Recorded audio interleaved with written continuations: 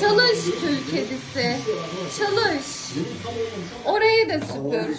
Koltukların altını da süpür kül kedisi. Hadi kül kedisi. Çalış. Çalış kül kedisi.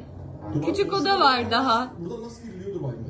Nerede Şuradan küçük merdivenden iniyor. Tamam dur bakalım. Koltukların olduğu küçük odayı da temizle. Giriş var mı? Her yeri temizle. Yok dur bakayım. Yok. Hadi kül kedisi. Buradan Göreyim seni.